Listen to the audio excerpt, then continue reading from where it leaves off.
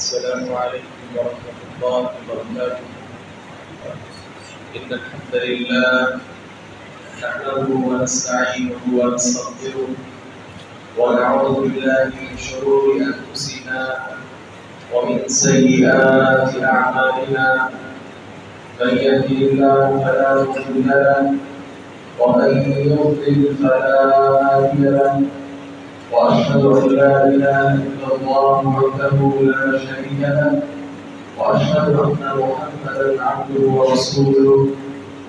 يا أيها الذين آمنوا اتقوا الله حق تقاته ولا تموتن إلا وأنتم مسلمون. يا أيها الناس اتقوا ربكم الذي خلقكم من نفس واحدة وخلق منها زوجها وبث منهما رجالا كثيرا ونساء. واتقوا الله الذي تساءلون به والأرحام إن الله كان عليكم رقيبا. يا أيها الذين آمنوا اتقوا الله وقولوا قولا سديدا يصلح لكم أعمالكم ويغفر لكم ذنوبكم ومن يطع الله ورسوله فقد فاز فوزا عظيما. أما بعد فإن أصدق الحديث كتاب الله وأحسن الهدي هدي محمد صلى الله عليه وسلم وشر الأمور محدثاتها وكل محدثة بدعة وكل بدعة ضلالة وكل ضلالة في النار. أعوذ بالله السميع العليم من الشيطان الرجيم. بسم الله الرحمن الرحيم. والقرآن المجيد بل عجبوا أن جاءهم منذر منهم فقال الكافرون هذا شيء عجيب أئذا متنا وكنا ترابا ذلك رجع بعيد. قد علمنا ما تنقص الأرض منهم وعندنا كتاب حفيظ. بل كذبوا بالحق لما جاءهم فهم في أمر مريج. أفلم ينظروا إلى السماء فوقهم كيف بنيناها وزيناها وما لها من فروج.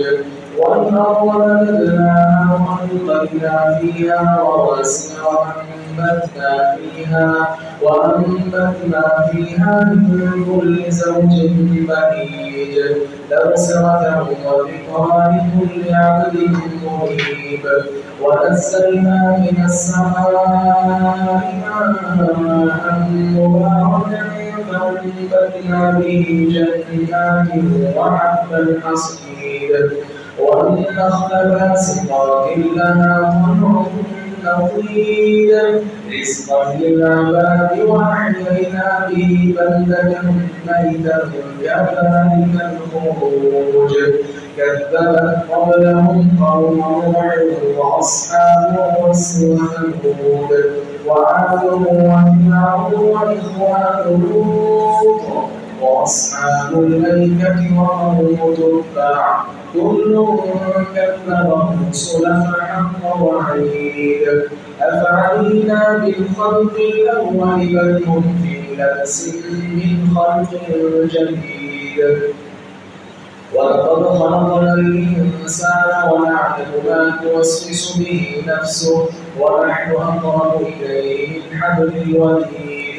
إذ يتلقى المتلقيان عن اليمين وعن الشمال قعيد. ما يلفظ من قول إلا لديه رقيب عتيد. وجاءت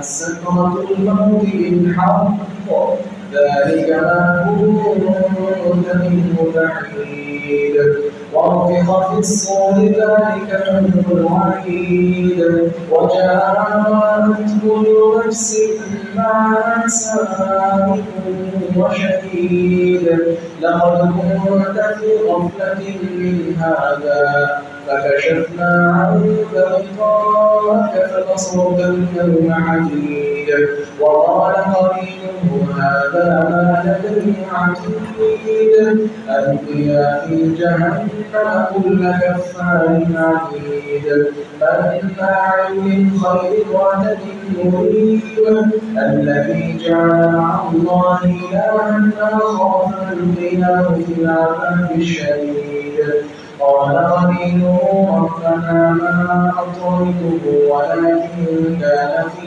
ضلال بعيد قال لا تختصموا لدي وقد قدمت إليكم بالوعيد ما يبدل القول لدي وما أنا بظلام للعبيد يوم نقول لجهنم هل امتلأت وتقول هل من مزيد وأزلفت الجنة للمتقين غير بعيد هذا ما توعدون لكل أواب حفيظ من خشي الرحمن بالغيب وجاء بقلب منيب ادخلوها بسلام ذلك يوم الخلود لهم ما يشاءون فيها ولدينا مزيد وكم أهلكنا قبلهم من قرن أشد منهم بطشا فنقبوا في البلاد هل من محيص إن في ذلك لذكرى لمن كان له قلب أو ألقى السمع وهو شهيد ولقد خلقنا السماوات والأرض وما بينهما في 6 أيام وما مسنا من لغوب فاصبر على ما يقولون وسبح بحمد ربك قبل طلوع الشمس وقبل الغروب ومن الليل فسبحه وأدبار السجود واستمع يوم ينادي المناد من مكان قريب يوم يسمعون الصيحة بالحق ذلك يوم الخروج إنا نحن نحيي ونميت وإلينا المصير يوم تشقق الأرض عنهم سراعا ذلك حشر علينا يسير نحن أعلم بما يقولون وما أنت عليهم بجبار فذكر بالقرآن من يخاف وعيد قال الله سبحانه وتعالى في مقام آخر قد أفلح من زكاها وقد خاب من دساها बड़े ही ताकतवर अजीज नौजवान भाइयों सफेद रीश जिंदगी बुजुर्गों इफ़्फ़त व हया इशारत ग़रीब की पूरी बेमुआज़्ज़ज़ा नाओ और बहनों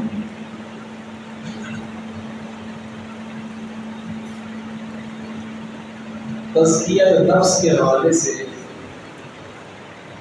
आज के मुतरजुमा में चंद बातें आपकी रोश गुजार कहने की सआदत हासिल कर रहा हूँ। सबसे पहले तो ये समझिए इंसान का ये जो नफ्स है ये बड़ा अजीब है।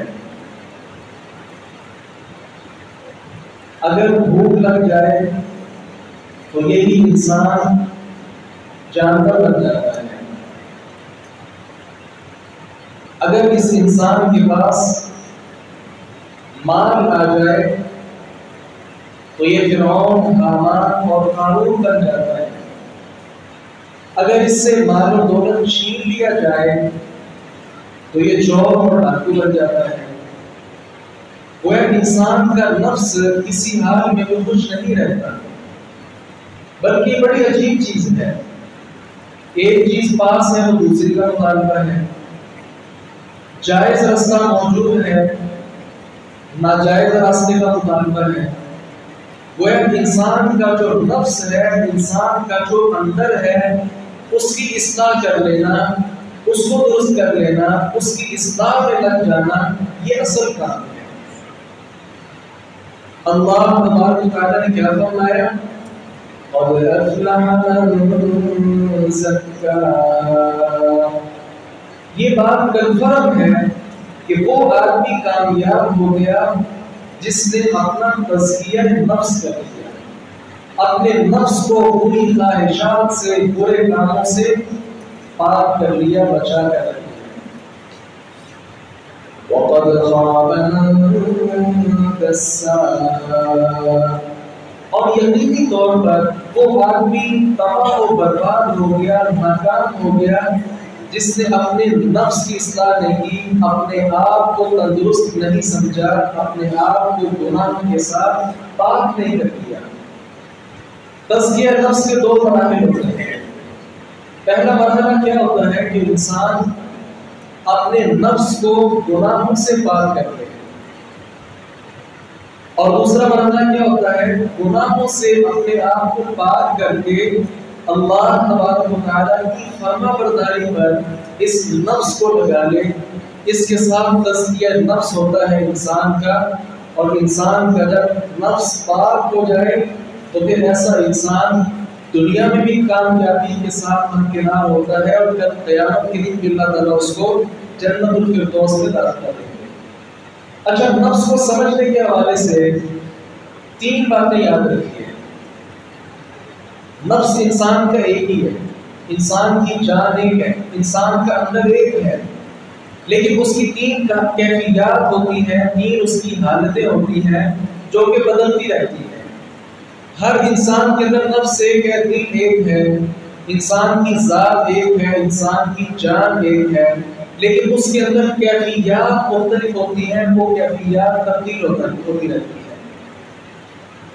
اور یہ جو شیطان ہے نا، شیطان آپ جانتے ہیں یہ انسان کے نفس پہ وار کرتا ہے، اور نفس پہ وار کرنے کے ساتھ نفس کو اپنا مرید بنا لیتا ہے، اور پھر شیطان انسان کو گناہوں کے اوپر آمادہ کرتا ہے، ایسے ایسے گناہ کرواتا ہے کہ جس کے ساتھ ابن آدم کے سارے نیک اعمال ختم ہو جائیں۔ تو وہ گمراہ ہے، انسان کو بھی گمراہی کے دہانے پہ لا کر کھڑا کرنے کی کوشش کر رہا ہے۔ نفس کی تین حالتیں ہیں۔ سب سے پہلی حالت کیا ہوتی ہے؟ اس کو کہتے ہیں نفس مطمئنہ، اللہ کی رضا پر اس کی اطاعت پر بالکل مطمئن نفس۔ الحمدللہ اللہ نے مجھے انسان پیدا کیا، الحمدللہ اللہ نے توفیق دی مسجد میں نماز جمعہ ادا کروائی، الحمدللہ اللہ کی توفیق ہے کہ جس نے مجھے بیوی جیسی سب سے بڑی نعمت عطا کی ہے، اللہ کا شکر ہے، اسی کی تعریف ہے کہ جس نے دنیا کائنات کی سب سے بڑی نعمت والدین مجھے عطا کیے ہیں، اور یہ اسی کی کرم نوازی ہے کہ جس نے مجھے اولاد کی نعمت سے بھی مالا کیا۔ کتنا احسان ہے اس رب کا مجھ پر کہ جس نے مجھے ذاتی گھر دیا، ذاتی کاروبار دیا، اور زندہ رہنے کے لیے یہ سانس دیا، اور مختلف قسم کی بیماریوں سے مجھے محفوظ کر دیا۔ یہ انسان کا اندر شکریہ ادا کرتا ہے۔ اس کو کیا کہا جاتا ہے؟ نفس مطمئنہ۔ ایک دوسرا نفس ہوتا ہے، اسے کیا کہا جاتا ہے؟ نفس لوامہ۔ لا اقسم بیوم القیامہ ولا اقسم بالنفس اللوامہ۔ نفس لوامہ، نفس لوامہ کیا ہوتا ہے؟ یہ انسان کے نفس کی دوسری حالت ہے۔ انسان جب بھی کوئی برا کام کرتا ہے نا تو فوراً اس کا اندر ملامت کرتا ہے اللہ کے بندے تو نیک آدمی ہے کیا کر رہے ہیں، اللہ کے بندے تو مسلمان ہے کیا کام کر رہا ہے. تو یہ گویا انسان کا اندر اسے بولتا ہے، اسے ڈانٹتا ہے، اس کی بات درست کرتا ہے اللہ کے بندے کیا کر رہے ہیں، کچھ شرم کر، کچھ حیا کر، کچھ اللہ کا خوف کر، کیا کرنے لگے. نماز انسان چھوڑنا چاہتا ہے لیکن اندر اس کا آواز دیتا ہے اللہ کے بندے. رسول اللہ صلی اللہ علیہ وسلم نے فرمایا جو ایک نماز جان بوجھ کر چھوڑ دے وہ آہستہ آہستہ آہستہ آہستہ وہ دائرہ اسلام سے خارج ہو جاتا ہے. تو کیا کرنے لگے. تو وہ نفس کی دوسری حالت کیا ہے کہ نفس اندر سے بولتا ہے کہ اللہ کے بندے برا کام نہ کرے، اور اگر برا کام ہو بھی جائے نا تو انسان کے جو نفس لوامہ ہے وہ بولتا ہے، انسان کو بتاتا ہے اللہ کے بندے انہیں گناہ تو کر دیا توبہ بھی کر دیا. یہ انسان کا نفس ہے جو انسان کو ملامت کرتا ہے. یہ دو نفس بڑے عظیم ہیں، ایک نفس مطمئنہ اور دوسرا نفس لوامہ. تیسرا نفس کیا ہوتا ہے جس کو کہا جاتا ہے نفس امارہ. وَمَا أُبَرِّئُ نَفْسِي إِنَّ النَّفْسَ لَأَمَّارَةٌ بِالسُّوءِ. نفس امارہ یہ وہ نفس ہے جو انسان کو برے راستوں پر آمادہ کرتا ہے. اور یاد رکھیے شیطان کا باپ اس نفس کے اوپر ہوتا ہے، چونکہ یہ نفس پہلے ہی انسان کو کہتا ہے کہ تو برا کام کر، تیرے پاس ایک مکان ہے تو دوسرا مکان حاصل کر، پیسہ نہیں ہے تو پیسہ حاصل کر، خواہ اس کے اندر حرام کا مال ہو، رشوت کا مال ہو، سود خوری کا مال ہو، جس طرح کا بھی مال ہو حاصل کر، مال ہونا چاہیے پاس. یہ نفس امارہ ہے جو انسان کو مس گائیڈ کرتا ہے، غلط راستوں پر لے کر جاتا ہے. تو سب سے پہلے یہ بات ہمیں یاد رکھنی چاہیے کہ نفس ہمارا ایک ہے لیکن اس کی 3 کیفیات ہیں. ان کیفیات کو سمجھنا چاہیے. جو انسان اپنے نفس پر کنٹرول کر لے، اپنی خواہشات پر کنٹرول کر لے، اللہ تبارک و تعالیٰ فرماتے ہیں ایسا انسان یقینی طور پہ کامیاب ہے. اور یہ نفس ہمارے قدرت میں ہے، اس نفس پر ہماری قدرت ہے. اللہ تبارک و تعالیٰ نے یہ ہمیں اختیار دیا ہے کہ ہم اس نفس کو اپنے کنٹرول میں رکھیں، اور انسان رکھ سکتا ہے کنٹرول میں. بالفرض اگر شیطان کا حملہ اتنا ہی زیادہ تھا یا نفس امارہ کا اتنا ہی زیادہ حملہ تھا، انسان سے کوئی گناہ ہو گیا تو نفس لوامہ بھی تو موجود ہے کہ انسان کو ملامت کرتا ہے کہ اللہ کی بندے توبہ کر کے. اس لیے سب سے پہلے جو نفوس ہے ان کو جاننا ضروری ہے. نفس کی جو مختلف کیفیات رکھتی ہیں اس کو جان لینے کے بعد یہ بات یاد رکھیے کہ نفس کو پاک صاف کرنا یہ شرعاً فرض ہے. اپنے آپ کو گناہوں سے پاک صاف کرنا اور اللہ تبارک و تعالیٰ کی اطاعت کے اوپر گامزن کرنا، اس نفس کو لگانا، آمادہ کرنا یہ فرض ہے. اور اس کی اہمیت کو مد نظر رکھتے ہوئے یاد رکھیے رسول اللہ صلی اللہ علیہ وسلم جب مکہ سے ہجرت کر کے مدینہ تشریف لائے تو سب سے پہلا آپ نے کام کیا کیا ہے؟ مسجد تعمیر کی ہے نا، مسجد قباء. اب مسجد قباء آپ صلی اللہ علیہ وسلم نے تعمیر کی، صحابہ کرام کے ساتھ مل کر خود آپ نے تعمیر میں حصہ لیا. سبحان اللہ. وقت کا نبی ہو، امام الانبیاء ہو، اور صحابہ کرام کے ساتھ مل کر مزدوروں کا کردار ادا کر کے اللہ کا گھر تعمیر کر رہا ہے. قربان جائیے ایسے کہ صلی اللہ علیہ وسلم. اب دیکھیں ایک طرف نبی کریم صلی اللہ علیہ وسلم ہے، کمال درجے کا ایمان، دوسری طرف صحابہ کرام ہیں، کمال درجے کا ایمان. یہ مومن لوگ جن کے نفس بالکل پاک صاف تھے اللہ کا گھر تعمیر کرتے ہیں. مسجد قباء تعمیر ہو گئی. اب مسجد قباء کے سامنے ہی مسجد زرار بنا دی گئی. اب یہ مسجد زرار بنانے والے کون تھے؟ منافق لوگ جن کے دل پاک صاف نہیں تھے. اللہ تعالیٰ نے کیا کہا، یہ میں اہمیت اس کی واضح کرنا چاہ رہا ہوں کہ دل کی پاکی کا اعمال کے ساتھ کتنا گہرا تعلق ہے. نبی علیہ السلام اور صحابہ کرام علیہ السلام کی دونوں کے دل کیا ہے؟ پاک صاف. پاک دلوں کے ساتھ اللہ کا گھر تعمیر کیا، اللہ تعالیٰ نے قبول کر لیا. آج بھی اللہ تعالیٰ آپ کو موقع دے، انشاءاللہ سب کو دے آپ مسجد نبوی میں جائیں اور وہاں سے پیدل چل کر مسجد قباء میں جائیں. مسجد قباء میں نماز 2 رکعت نماز پڑھنے کا اللہ تعالیٰ نے کیا بیان کیا؟ رسول اللہ صلی اللہ علیہ وسلم کی زبانی ایک عمرے کا اجر ملتا ہے 2 رکعت ادا کرنے کے ساتھ. تو دیکھیں وہ پاک صاف دلوں والوں نے اللہ کا گھر تعمیر کیا، اللہ تعالیٰ نے اس مسجد کو قبول کیا. لیکن منافقوں نے جن کے دل پاک صاف نہیں تھے انہوں نے مسجد تعمیر کی، مسجد زرار. اللہ تعالیٰ نے قرآن کریم کے اندر آیت اتار دی لمسجد اسست علی التقویٰ، یہ مسجد قباء جس کی بنیاد تقویٰ کے اوپر رکھی گئی ہے. اے نبی آپ اس کے اندر کھڑے ہوئے ہیں، مسجد قباء میں نماز ادا کیا کریں. صحابہ کرام بھی مسجد قباء میں نماز ادا کریں، مسجد زرار میں جانے کی ضرورت نہیں. کیوں؟ اس لیے کہ اس کے بنانے والے کون ہیں؟ جن کے دل پاک صاف نہیں ہے. تو یہاں سے اندازہ لگائیں جب آدمی کا دل پاک صاف نہ ہو، نہ بنائی ہوئی مسجد قبول، نہ کیا ہوا صدقہ خیرات قبول، نہ رکھے ہوئے روزے قبول، نہ کیا ہوا قیام قبول، نہ ہی کیا ہوا صلہ رحمی اور اس قسم کے سارے اعمال، کچھ بھی اللہ تعالیٰ قبول نہیں کرتا جب انسان کا اندر پاک صاف نہ ہو. اور یہ انسان کا نفس پاک صاف ہونا یہ اللہ تبارک و تعالیٰ کی عطا ہے. لہذا یہ عطا اللہ تعالیٰ سے مانگا کریں، دعائیں کیا کریں. اللہ تبارک و تعالیٰ ہمارا سینہ اپنی اطاعت کے لیے کھول دے اور برائیوں سے اس کو بالکل پاک صاف کر دے. اور یہ بھی یاد رکھیں آدم علیہ السلام سے لے کر ہمارے پیارے پیغمبر سید دو عالم جناب محمد رسول اللہ صلی اللہ علیہ وسلم تک جتنے انبیاء ہیں، تمام انبیاء کرام علیہ السلام کی جو دعوت ہے وہ کیا ہے کہ انسان کا اندر پاک صاف ہو جائے.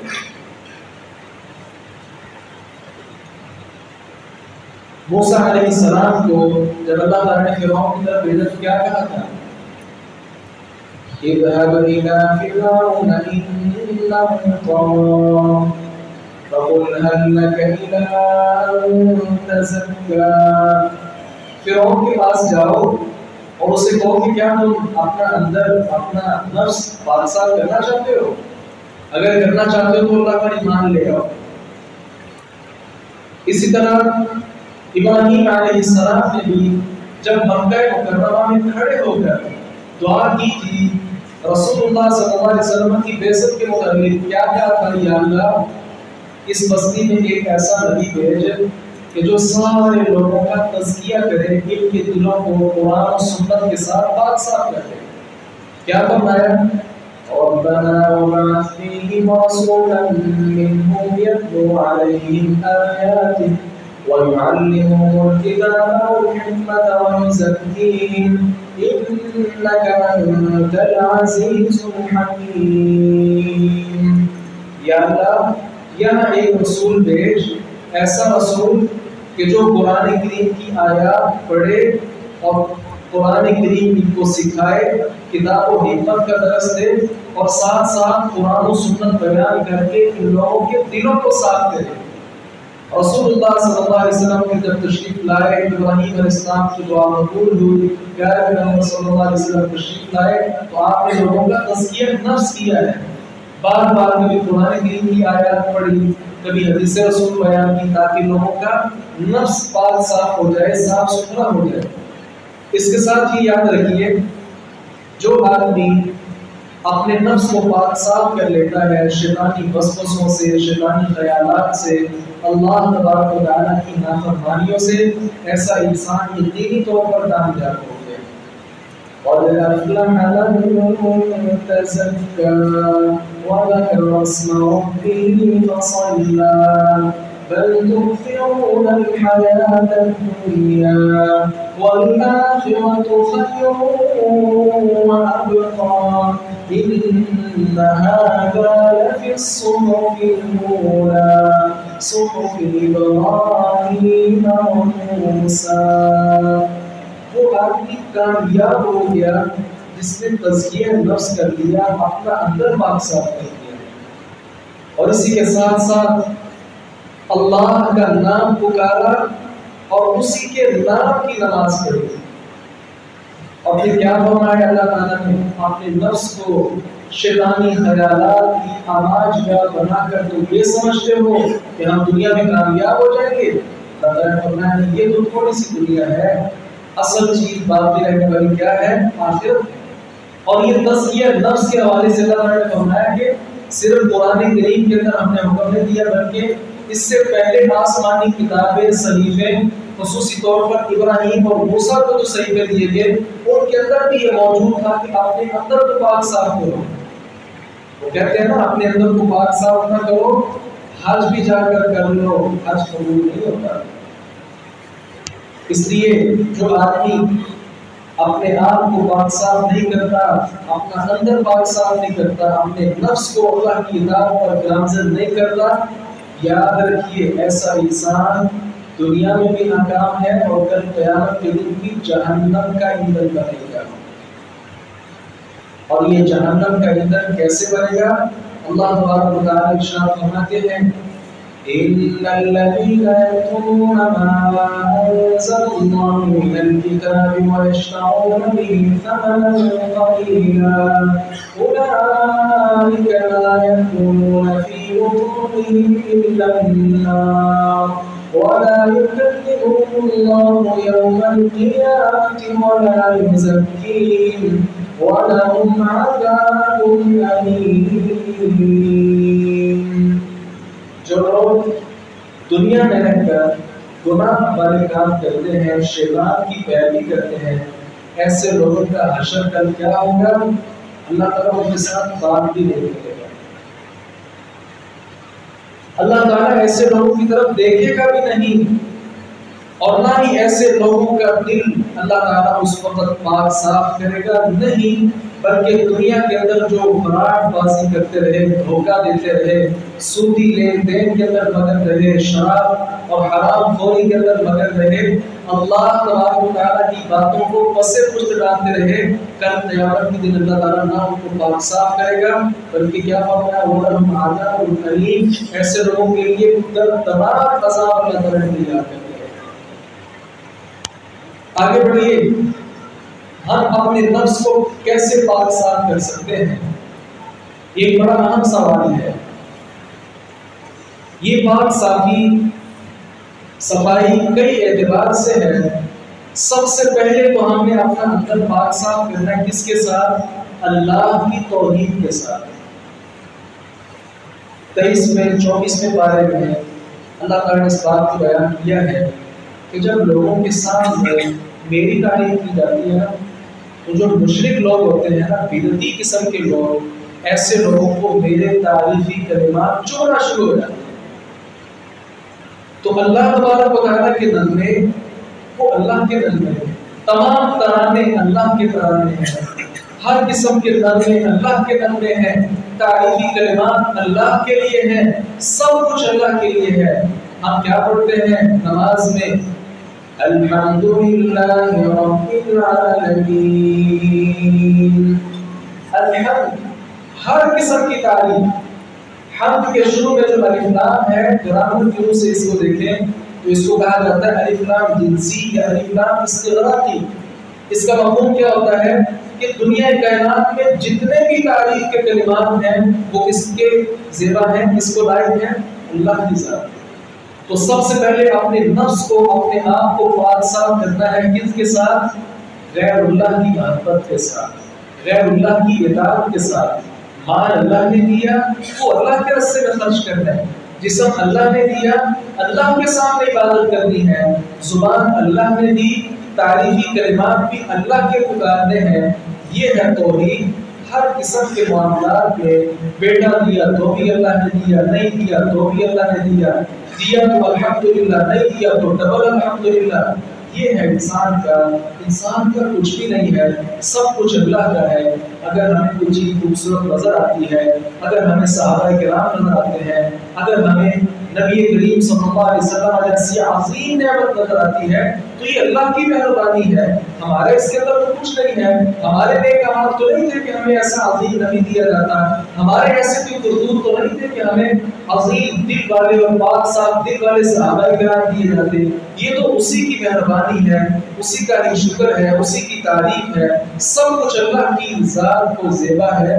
لیکن توحید کے ساتھ اپنے دلوں کو مرتب کر دیجیے، جس دل کے اندر لا الہ الا اللہ کی محبت پیدا ہو جاتی ہے، یاد رکھیے اللہ تبارک و تعالیٰ اس کو کبھی بھی برباد نہیں کیا کرتے۔ لیکن جو آدمی اللہ کا در چھوڑ کر اوروں کے در پر جا کر ٹھوکریں کھاتا ہے، پھر اللہ تعالیٰ کو بھی ایسا انسان اللہ کے ہاں وہ کچھ بھی حیثیت نہیں رکھتا، دنیا میں بھی اس کو ذلیل کرتا اور کل قیامت کے دن اس کا حشر بڑا عجیب ہے۔ لہذا سب سے پہلا طریقہ کیا ہے اپنے نفس کو پاک صاف کرنے کا؟ اللہ کی محبت اپنے دل میں پیدا کر دیجیے۔ اس کے بعد دوسرا مرحلہ کیا ہے؟ رسول اللہ صلی اللہ علیہ وسلم کی محبت اپنے دل میں پیدا کر لیجیے۔ محبت کا نعرہ ہر کوئی لگاتا ہے، لیکن یاد رکھیے اصل محبت کیا ہوتی ہے؟ کل محب لمن یحب مطیع۔ اصل بات یہ ہے پیارے پیغمبر صلی اللہ علیہ وسلم کی بات آ جانے کے بعد ہزاروں علماء ایک طرف ہوں، پیارے پیغمبر صلی اللہ علیہ وسلم کی بات ایک طرف ہو، تمام علماء، تمام مرشد، تمام پیر، تمام فقیر، تمام اولیاء، تمام بزرگ جتنے بھی لوگ ہیں رسول اللہ صلی اللہ علیہ وسلم کی مبارک بات پر ان سب کو قربان کیا جا سکتا ہے۔ انہوں نے نیک اعمال کیے، ان کا تعلق اللہ کے ساتھ ہے۔ الا ان اولیاء اللہ لا خوف علیہم ولا هم يحزنون۔ اولیاء اللہ کا اکرام کرنا، احترام کرنا یہ ہم سب پر فرض ہے، لیکن بات کس کی ماننی ہے؟ محمد رسول اللہ صلی اللہ علیہ وسلم۔ آپ کو کیا ہوتا ہے؟ اللہ کی قسم ہے لا يؤمن احدكم حتى اكون احب اليه من والده وولده والناس اجمعين۔ یاد رکھو دنیا کائنات کے لوگوں، جس دل کے اندر میری محبت تمام لوگوں سے زیادہ نہ ہو جائے ایسا آدمی تو مومن نہیں ہے۔ اس لیے اللہ کے بعد دوسرے نمبر پر سب سے زیادہ محبت دل میں کس کی رکھنی ہے؟ محمد رسول اللہ صلی اللہ علیہ وسلم۔ یہ تزکیہ نفس کا دوسرا طریقہ ہے۔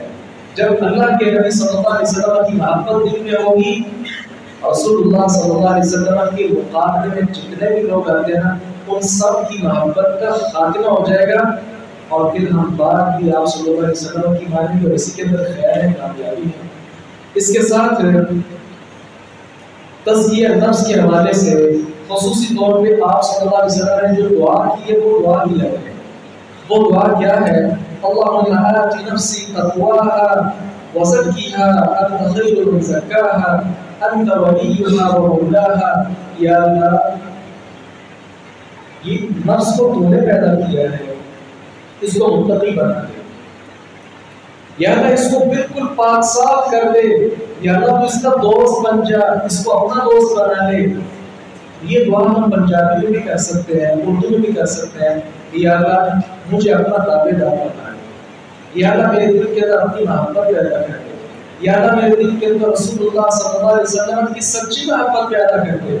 اس کے ساتھ انشاءاللہ یہ دل قرآن و سنت کی نور کے ساتھ مرتب ہوگا اور کتاب و سنت کی خوشبو کے ساتھ معطر ہوگا، پھر کسی قسم کی اسمیل اس دل سے نہیں آئے گی، اور یہ دل اللہ والا بن جائے گا، اللہ سے ڈرنے والا بن جائے گا، دنیا میں بھی کامیاب اور آخرت میں بھی کامیاب ہو جائے گا۔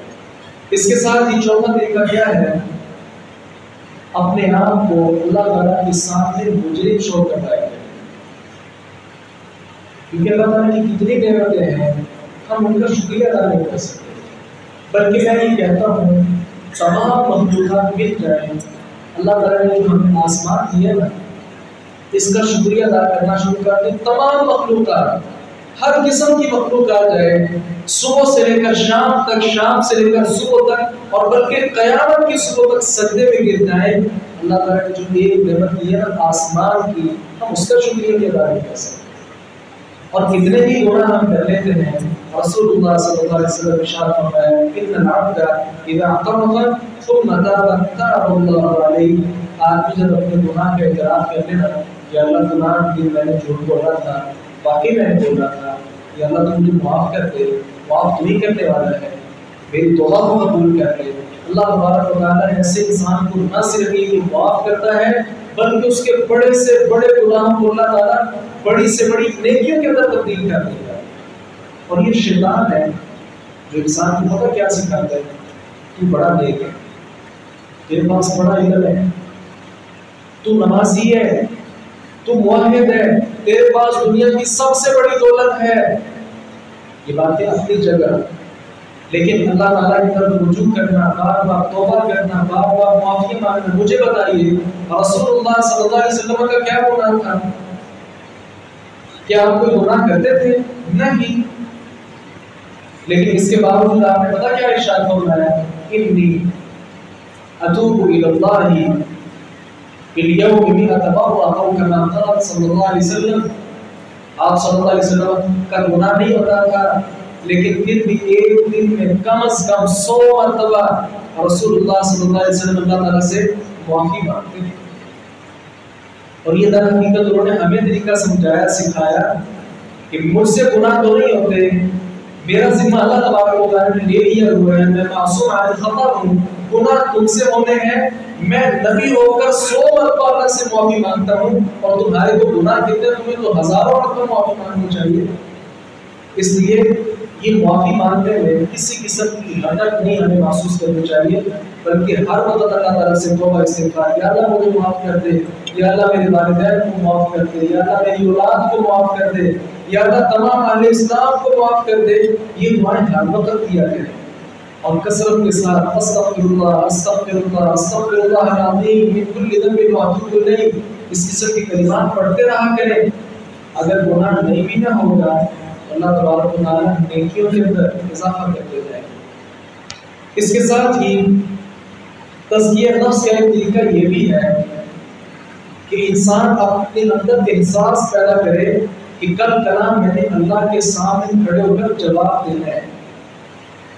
ایک ملازم ہے، اس کو پتا ہوتا ہے کہ میں نے دکاندار کو، اپنے مالک کو، اپنے آقا کو، اپنے دوست کو ماہانہ یا روزانہ یا ہفتہ وار حساب دینا ہے، وہ ایک ایک چیز لکھ کر رکھتا ہے۔ اس سے کہیں بڑھ کر ہم نے یہ اللہ تعالیٰ نے جو زندگی دی ہے، مال دیا، دولت دی، صحت دی، اولاد دی، والدین کی نعمت دی، صحت جیسی عظیم نعمت دی، یہ ساری نعمتوں کے متعلق اللہ تعالیٰ نے سوال کرنا ہے۔ اللہ تعالیٰ نے جوانی دی ہے، سوال کیا جائے گا یہ جوانی دی تھی کہاں گزاری، مال دیا تھا کہاں صرف کیا۔ اللہ تبارک و تعالیٰ نے یہ سوال کرنا ہے، نعمتیں دی تھی کہاں صرف کی تھی۔ لہذا جب انسان اپنے اندر یہ احساس پیدا کر لے کہ مجھے اللہ کے سامنے کھڑے ہو کر ان چیزوں کا جواب دینا ہے، تو پھر یقینی طور پر وہ ایک ایک کام بڑے احسن انداز کے ساتھ ادا کرے گا۔ اور یاد رکھیے اللہ تعالیٰ نے کیا فرمایا؟ إن السمع والبصر والفؤاد كل أولئك كان عنه مسؤولا۔ اللہ نے کان دیے، آنکھیں دی، دل دیا۔ اللہ تعالیٰ فرماتے ہیں کل قیامت کے دن ہم نے ہر چیز کے متعلق سوال کرنا ہے۔ کان دیے تھے کیا سنتا رہا، آنکھیں دی تھی کیا دیکھتا رہا، دل دیا تھا اس کے ساتھ تم نے کیا فائدہ اٹھایا، ایک ایک چیز سے اللہ تعالیٰ نے سوال کرنا ہے۔ اور دوسری جگہ کیا فرمایا؟ ثم لنسألن يومئذ عن النعيم۔ کل قیامت کے دن اللہ تعالیٰ نے جو نعمتیں دی ہیں، ان ساری نعمتوں کے متعلق سوال ہونا ہے۔ لہذا یہ احساس جب انسان پیدا کر لیتا ہے، اس کے ساتھ انشاءاللہ وہ اپنے نفس کو بڑا ہلکا پھلکا تصور کرے گا اور پاک صاف تصور کرے گا۔ آخر میں تزکیہ نفس کے حوالے سے 2 واقعات آپ کی خدمت میں پیش کر رہا ہوں، صحابہ کرام رضوان اللہ علیہم سے۔ پہلا واقعہ کو پہلے بھی کئی بار میں بیان کر چکا ہوں، اس کی طرف اشارہ کرتا ہوں۔ رسول اللہ صلی اللہ علیہ وسلم نے ارشاد فرمایا کہ بسا اوقات آدمی ایسی بات کہتا ہے، وہ بات اتنی اچھی ہوتی ہے کہ اللہ تبارک و تعالیٰ اس بات کی وجہ سے ایسے انسان کو جنت میں قریب کر دیتا ہے۔ لیکن بسا اوقات بڑا نیک آدمی، بڑا تہجد گزار، بڑا نمازی آدمی کوئی ایسا برا کلمہ کہہ بیٹھتا ہے اس کی وجہ سے اللہ تعالیٰ اس کو جہنم کے قریب کر دیتا ہے۔ اب یہ حدیث معلوم ہے سیدنا ابوبکر صدیق رضی اللہ عنہ کو۔ کیا ہوا؟ موطا مالک میں صحیح سند سے روایت موجود ہے، مطلب اپنی زبان کو پکڑ کر کھینچ رہے عمر ابن خطاب تشریف لائے، مہلا غفر اللہ لک، ابو بکر کیا ہو گیا، چھوڑو اس زبان کو، کیا ہو گیا؟ ابو بکر کہتے ہیں ھذا اول الموالد، اس زبان نے مجھے بڑی بڑی مشکلات کے اندر پیدا کر دیا۔ ابو بکر جیسا عظیم بندہ تمام انبیاء کرام کے بعد سب سے بڑھ کر مقام کس کا ہے؟ ابو بکر صدیق رضی اللہ عنہ۔ ان کا یہ حال ہے تو ہمارا کیا ہونا چاہیے؟ اور دوسرا واقعہ سیدنا حاضل رضی اللہ عنہ کا، ہم ایک دوسرے کا حال چال پوچھتے ہیں، یہ پوچھنا چاہیے، ضرور پوچھنا چاہیے، جب بھی مسلمان بھائی سے ملے اس کا حال چال دریافت کریں، کیسے ہیں آپ کے والدین، کیسے ہیں، گھر بار کیسا ہے، حال چال پوچھنا چاہیے۔ صحابہ کرام بھی ملتے وقت سلام کرتے اور بھائی کا حال دریافت کرتے۔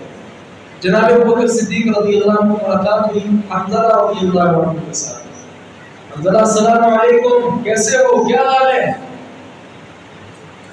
اور یہ رسمی جو ہے نا، رسمی یہ آگے سے نہ کہہ دیا کریں، بلکہ بس اوقات اپنا بتا بھی دیا کریں کہ میں اس حال کے اندر، ممکن ہے آپ کا بھائی آپ کی مدد کر دے۔ وہ جیسے شعر ہے، کیوں شرمندہ کرتے ہو یوں رسمی باتیں پوچھ کر، حال ہمارا بری ہے جو تم نے بنا رکھا ہے۔ یہ نہیں، یہ بری بات ہے، یہ برے اشعار۔ اصل بات کیا ہے؟ بھائی کو بتانا چاہیے کہ یار اس وقت یہ حال ہے، میں اس کنڈیشن میں ہوں، اس کیفیت میں ہوں، مجھے مدد کی ضرورت ہے، میری مدد کیجیے، مجھے فلاں مسئلہ سمجھ نہیں آ رہا وہ سمجھا دیجیے، یہ سوال کرنا چاہیے۔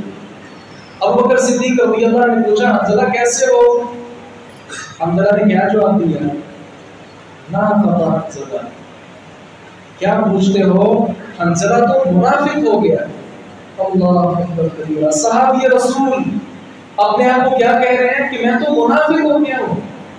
ابو بکر کہنے لگے کیا ہوا، خیریت تو ہے؟ یہ روایت صحیح مسلم کے اندر صحیح سند کے ساتھ موجود ہے۔ ابو بکر نے پوچھا کیا ہوا، کیسے اپنے آپ کو منافق کہہ دیا؟ حنظلہ کہتے ہیں بات یہ ہے، جب ہم رسول اللہ صلی اللہ علیہ وسلم کے پاس ہوتے ہیں نا تو ہم بڑے نیک ہوتے ہیں، لیکن جب گھر کی طرف آتے ہیں نا وہ جو ایمانی لیول ہے نا وہ کم پڑ جاتا ہے۔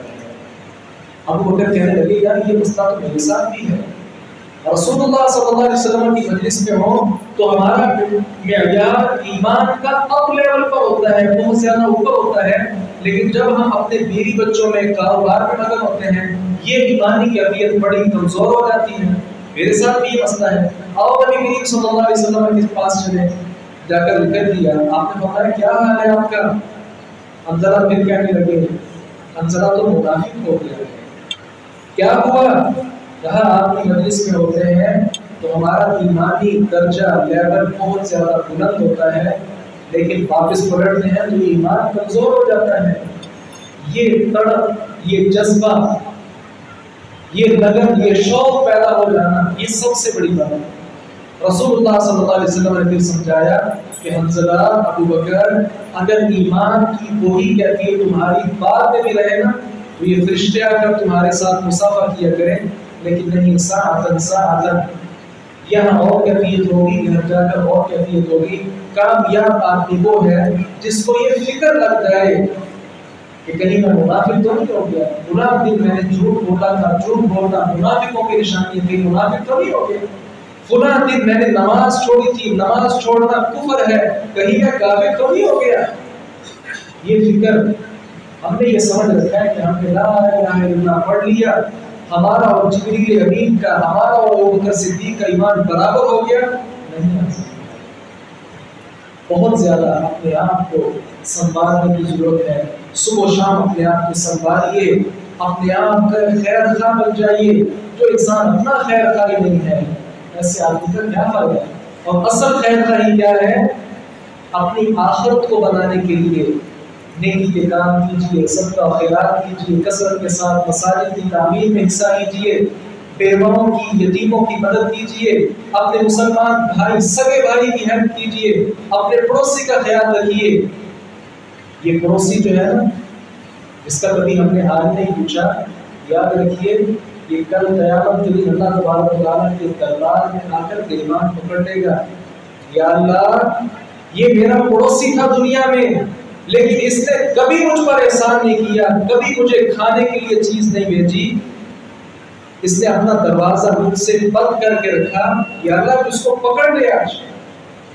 اس لیے رشتہ داری کا خیال کیجیے، صلہ رحمی کیجیے، ہمسایوں کے جو حقوق ہیں وہ ادا کیجیے، آپس میں سگے بھائی وہ بھی آپس میں ان چیزوں کا خیال کریں۔ اس کے ساتھ انسان کا یہ جو دل ہے یہ پاک صاف ہوتا ہے، اور دل پاک صاف ہو تو پھر چیز قابل قبول ہوتی ہے۔ مثال کے ساتھ اپنی بات ختم کر رہا ہوں، اگر آپ کے پاس ایک جگ ہے، وہ جگ دھونے والا ہے، گندا ہے، آپ اس کے اندر زمزم بھی ڈال دیں لیکن وہ پانی گدلا ہو جائے گا۔ سب سے پہلے برتن کو پاک صاف کرنے کی ضرورت ہے، تو یہ دل انسان کا برتن ہے، اس کو پاک صاف کر لیجئے۔ پاک صاف کرنے کے بعد آپ سبحان اللہ پڑھیں، الحمدللہ پڑھیں، کوئی بھی نیکی کا کام کریں اس کا فائدہ ہوگا، اگر نہ کوئی فائدہ نہیں۔ اللہ تعالیٰ سے دعا کیجیے بات کا آپ کو سمجھ اور اس پر عمل کرنا توفیق عطا فرمائے۔ وآخر دعوانا الحمدللہ رب العالمین۔